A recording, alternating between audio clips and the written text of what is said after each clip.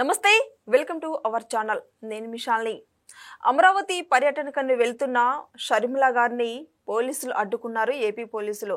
అయితే ఈ నేపథ్యంలోనే ఆమెను అసలు ఎందుకు పోలీసులు అడ్డుకున్నారు, ఆమె ఇంటి చుట్టూ పోలీసులు ఎందుకున్నారు అనని ఆమె అడుగుతుంటే, అంటే పోలీసులు అడ్డుకుంటుంటే ఆమె మీద చేతులేస్తున్నారు, నన్ను ఎందుకు అడ్డుకుంటున్నారు, నన్ను పోనివ్వండి అనని ఆమె సమాధానం అయితే షర్మిల గారు ఇస్తున్నారు. ఈ నేపథ్యంలో నన్ను వెళ్ళనీకపోతే నేను ఇక్కడే రోడ్డు మీద ఉండే ధర్నా చేస్తాను అనని ఆమె వ్యాఖ్యలు. ఈ వ్యాఖ్యలన్నింటినీ ఎలా చూడాలో తెలుసుకోబోతుంది. స్టూడియోలో ఉన్నారు పొలిటికల్ అనలిస్ట్ శ్రీలీల గారు ఉన్నారు. వారిని కొన్ని విషయం మనం తెలుసుకుందాం. నమస్కారం మేడం. నమస్తే. ఆమె ఈ నేపథ్యంలో పోలీసుల మీద అసలు ఎందుకు అరెస్ట్ చేశారని చెప్పి ఆమె మాట్లాడుతుంది. దీన్ని ఎలా చూడాలి మేడం? పిసిసి చీఫ్ ఎవరైతే వైఎస్ షర్మిల ఉన్నారో ఆవిడ్ని ఎందుకు హౌస్ అరెస్ట్ చేశారు అనేది ఇప్పుడు మనకు కనిపిస్తుంది. అన్ని న్యూస్ ఛానల్స్లో కూడా దీని గురించి ఒక చర్చ జరుగుతుంది. ఏంటంటే ఈవిడ గతంలో 2015లో ప్రధానమంత్రి నరేంద్ర మోడీ గారు ఎక్కడైతే అమరావతికి శంకుస్థాపన చేసిన ఉద్దండరాయనిపాలెం గ్రామానికి ఈవిడ అక్కడ ఒకసారి చూడటానికి వెళదాం అనే ఒక కార్యక్రమాన్ని ఏదో పెట్టుకున్నట్లున్నారు. అది ఇంతవరకు బయటకు రాలేదు, ఇప్పుడే బయటకు వచ్చింది. కానీ ఈ రోజున ఆంధ్ర రాష్ట్రానికి విచ్చేయుచున్న ఎవరైతే మే 2వ తారీఖున వస్తున్నారో ప్రధానమంత్రి నరేంద్ర మోడీ గారు, దానికి సంబంధించిన పనులన్నీ కూడా చాలా అంటే పగడ్బందీగా ఎక్కడ ఎవరు కూడా, ఇప్పుడు మనం చూస్తున్నాం మన కాశ్మీర్ గొడవలే, దానికి సంబంధించి తిరుపతి, హైదరాబాద్, విజయవాడ అన్ని చోట్ల కూడా ఉగ్రవాదుల కదలికలు ఉన్నాయి అనేవి కూడా మనకి కనిపిస్తున్నాయి. ఇలాంటి సమయంలో ఎవ్వరూ కూడా ఇప్పుడు ఈవిడ వెళ్ళటం వల్ల అక్కడ జనమందరూ ఒక చోటకు వస్తారు. మరి అలా జరగటం వల్ల ఇబ్బందికర పరిస్థితులు ఎదురవుతాయి. కాబట్టి ఇట్లాంటి కార్యక్రమాలు మీరు పోస్ట్పోన్ చేసుకోండి, కాబట్టి మీరు బయటకు రావడానికి వీల్లేదు అని పోలీసులకు సమాచారం అందిన వెంటనే వాళ్ళ ఇంటి దగ్గర కేసరపల్లిలోని షర్మిల గారి ఇంటి దగ్గరకు వెళ్ళటం, అదేవిధంగా ఆవిడ్ని మీరు బయటకు వెళ్ళటానికి వీల్లేదని చెప్పినా కూడా పోలీసుల మధ్య అదేవిధంగా షర్మిలారెడ్డి గారి మధ్య వాగ్వివాదం జరిగింది. ఆవిడ ఎంతసేపటికి నేను ఆఫీస్కి వెళ్ళిపోతాను, మీరెవరు నన్ను ఆపటానికి, నారా చంద్రబాబు నాయుడు గారు మీరు చేసే పని కరెక్ట్ కాదు అని క్వశ్చన్ చేస్తున్నారు. ఎందుకంటే ఇక్కడ నారా చంద్రబాబు నాయుడు గారు ముఖ్యమంత్రిగా ఉన్నారు కాబట్టి ఆయన పేరు ఉద్దేశించి ఆవిడ మాట్లాడారు. కానీ ఇక్కడ శాంతి భద్రతలను కాపాడే పోలీస్ డిపార్ట్మెంట్ ఉంది. సాక్షాత్తు ప్రధానమంత్రి నరేంద్ర మోడీ గారు ఒక రాష్ట్రానికి వస్తున్నారంటే మరి ఎట్లాంటి కఠినమైన రూల్స్ అండ్ రెగ్యులేషన్స్ అక్కడ నడుస్తాయి. మరి ఇన్ని కిలోమీటర్ల మేర ఈ వెహికల్స్ ఏవి కూడా సంచారం ఉండకూడదు, ఎవరు కూడా ఏవి కూడా కొన్ని రకాలైన మండే పదార్థాలు కూడా ఆ రూట్లో తీసుకెళ్ళకూడదు, కొన్ని నియమ నిబంధనలు పెడతారు. మరి ఇవన్నీ జరుగుతున్నప్పుడు కొన్ని వెహికల్స్ తోటి ఈ క్రౌడ్ ఎక్కువగా మూక కూడా ఉండకూడదు అనేది కూడా వాళ్ళు కొన్ని రూల్స్ పెడతారనమాట. మనకి ఎలక్షన్ అప్పుడు ఎలాంటి కోడ్ ఉండిద్దో ఇలా విఐపీలు వివిఐపీలు వచ్చేటప్పుడు కొన్ని కోడ్ ఉండిద్ది. మరి ఈ కోడ్ని ఉల్లంఘించడం వల్ల ఇబ్బందికర పరిస్థితులు ఎదురవుతాయి, కాబట్టి మీరు వెళ్ళటానికి వీల్లేదని చెప్పి పోలీసుల వాదన. కాదు, మీరు నన్ను బయటికి పంపించకపోతే నేను వాటర్ కూడా తీసుకుండా ఈ రోడ్డు మీద కూర్చొని నేను నిరాహార దీక్ష చేస్తానని ఆవిడ చెప్తున్నారు. కానీ ఇక్కడ షర్మిల గారు నేను ఒక పార్టీ చీఫ్ని, నన్ను ఈ విధంగా మీరు డీల్ చేస్తారా అంటున్నారు. కానీ నిజంగా ఒక పార్టీ చీఫ్గా శాంతి భద్రతలు కాపాడే పోలీసులకి సహాయ సహకారాలు అందించే ఒక ఏదైతే సిటిజన్గా మనం కూడా ఆలోచించాలి. ఏంటి అంటే నిజంగా వాళ్ళు చెప్పే దాంట్లో ఒక రీజన్ అయితే ఉంది. ఏంటి, నరేంద్ర మోడీ గారు వస్తున్నారు, ఇట్లాంటి టైంలో మనం ఇలాంటివి మీరు పెట్టుకోకుండా ఉండండి అనేది. మరి దానికి వీళ్ళు సహకరించాలి. ఎందుకంటే ఇక్కడ ఒక పార్టీకి సంబంధం లేదు, ఇక్కడ రాష్ట్రంలో సంబంధం లేదు, దేశ ప్రధాని ఆయన.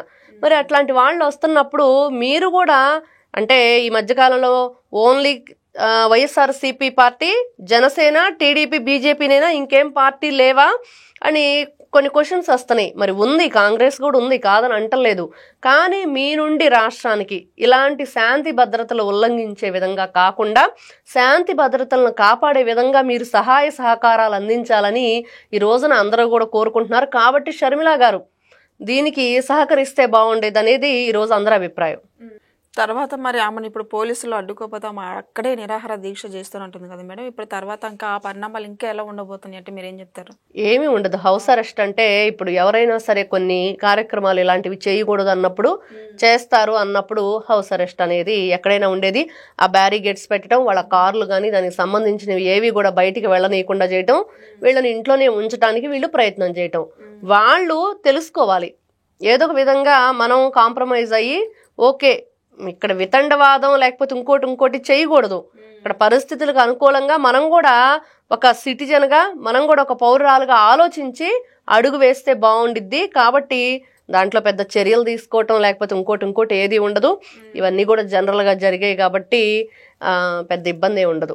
నిన్న చూసుకున్నట్టయితే గోరంట్ల మాధవ్ మేడం బెయిల్ మీద బయటకు వచ్చారు. ఆయన వచ్చిన తర్వాత మాట్లాడుతున్నారు, ఎన్నెన్ని కేసులు పెట్టుకొని మేము వచ్చేస్తాం బయటకు అన్నట్టు మాట్లాడుతున్నారు. దీన్ని ఎలా చూడాలి మేడం?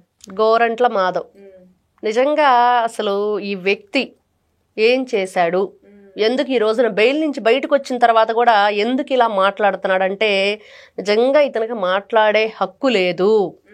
మరి ఒకప్పుడు కాకి బట్టలు వేసుకున్నప్పుడు కదిరి సిఐగా ఉన్నప్పుడు ఇతను ఏ విధంగా రెచ్చిపోయాడు, ఏ విధంగా మరి ఆ రోజుల్లో రాజకీయ నాయకుల నాలుకలు కోసేస్తానని చెప్పేసి ఒక భయంకరమైన మాటలైతే మాట్లాడాడు. మరి పోలీసుల్ని మరి ఇబ్బంది పెట్టారు కాబట్టి పోలీసుల గౌరవం కోసం నేను వాళ్ళ బూట్లు తుడుస్తానని చెప్పి ఆ రోజు బూట్లు తుడిచాడు. తర్వాత కాకి నుంచి కద్దరకు మారాక ఏం చేశాడంటే ఆ కద్దరు కూడా తీసేసి బట్టలని తీసేసి న్యూడ్ వీడియో కాల్స్ చేసి ప్రపంచానికి చూపించిన వ్యక్తి గోరంట్ల మాధవ్. మరి మొన్న చూస్తే కామన్ మ్యాన్ కిరణ్ అనే వ్యక్తిని కొన్ని ఏదైతే అసభ్య పదజాలం మీద అరెస్ట్ చేయటం, మరి దానికి సంబంధించి అతను ఏ రూట్లో వస్తున్నాడు, ఎలా వస్తున్నాడు, ఇవన్నీ కూడా డీటెయిల్స్ కొంతమంది పోలీసులు మాధవ్కి చెప్పటం. ఈ గోరంట్ల మాధవ్ అనే వ్యక్తి ఆ రూట్లో వెళ్ళి అసలు ఆయన సమాధానం కూడా విచారణలో మేమంతా కూడా ఏదో లాంగ్ డ్రైవ్కి వచ్చాము, అనుకోకుండా మా వాళ్ళకు ఆ రూట్లో వెళ్తున్నాడని చెప్పి తెలిసింది, అందుకని మేము అటాక్ చేసాం. అసలు నువ్వు ఒక పోలీస్ ఆఫీసర్గా ఉన్నావు గతంలో, మరి ఈ రోజున పోలీస్ కస్టడీలో ఉన్న ఒక వ్యక్తి మీద మనం ఎప్పుడు కూడా దాడి కానీ ఇంకోటి కానీ చేయడానికి ప్రయత్నించకూడదు. మరి వాటిని రూల్స్ను బ్రేక్ చేశారు కదా మీరు అని చెప్పి అతన్ని అడగటం జరిగింది. ఇవన్నీ కూడా తీసేసి ఈ రోజున బెయిల్ మీద బయటకు వచ్చారు. బయటకు వచ్చి మాట్లాడుతున్న మాటలేంటి, నిజంగా వీళ్ళ వెంట్రుక భాష ఏంటి? మొన్న చూస్తే ఎవరైతే జగన్మోహన్ రెడ్డి గారు సాక్షాత్తు మాజీ ముఖ్యమంత్రి ఆయనేం మాట్లాడారంటే పోలీసులను బట్టలు తీసి సమాజం ముందు నిలబెడతానని. మనం చూస్తే కేసిరెడ్డి రాజశేఖర రెడ్డి అనే వ్యక్తి ఏమంటారు, సాయి రెడ్డిని బట్టే బాస్ అని అంటాడు.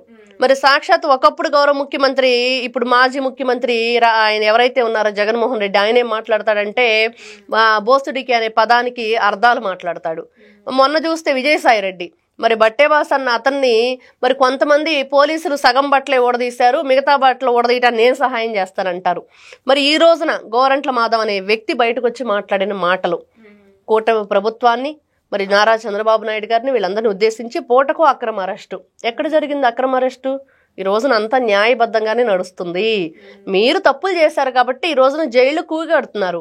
మరి ఈ రోజున చూస్తే ఏదైతే సుప్రీంకోర్టులో ఉద్రిక్త వాతావరణం, జడ్జీలే మాట్లాడుకుంటున్నారంట, బార్డర్లో కాదు ఇక్కడ నడుస్తుంది, ఈ బెయిల్కి పిటిషన్లు ఏంటి, ఈ గొడవ ఏంటి అని చెప్పేసి సాక్షాత్తు జడ్జి గారే హవాక్ అయ్యే పరిస్థితి. అంటే మిథున్ రెడ్డి వీళ్ళంతా వరుసగా బెయిల్కి అప్లై చేస్తున్నారు కదా. దాని గురించి లిక్కర్ స్కామ్ కి సంబంధించి మొత్తం మిథున్ రెడ్డిదే ముడుపులు మిథున్ రెడ్డి కానించబోతున్నాయి అని మనకి వచ్చిన సమాచారం. అవును, దీన్ని ఎలా చూడాలి? అతను సిఐడి విచారణ తర్వాత సిబిఐ వాళ్ళ తర్వాత బయటకు వచ్చి ఏం చెప్పాడు అని అంటే అస్సలు నాకు సంబంధమే లేదు లిక్కర్ స్కామ్ తో అని. మరి ఈ రోజు జరిగింది ఏంటి, ముందస్తు బెయిల్కి అప్లై చేయటం. మరి ముందస్తు బెయిల్ కోసం ఎందుకు అప్లై చేస్తున్నారంటే దానిలో మీరు ఇన్వాల్వ్ అయి ఉన్నారు కాబట్టే. మరి విజయసాయి రెడ్డి గారు చెప్పారు కదా మిథున్ రెడ్డి కూడా ఉన్నాడు, ఆ రోజు మేమైతే మీటింగ్ పెట్టుకున్నామని. మరి ఆ మీటింగ్లో మీరు ఉన్నప్పుడు దాంట్లో ఖచ్చితంగా మీరు పార్ట్నర్షిప్ ఉంది, అందరికీ తెలుస్తుంది. ఈ రోజున అతనే దాంట్లో ఇన్వాల్వ్ అయ్యి ఉన్నాడు, మరి కర్త కర్మ క్రియగా ఉన్నాడని చెప్పేసి మనకి ఏదైతే రిపోర్ట్ వచ్చిందో పోలీసు విచారణలో మరి దాన్ని బట్టి తెలుస్తుంది. వీళ్ళంతా కూడా దొంగలు అనేది ఈ రోజున విచారణలో తేలిన విషయం.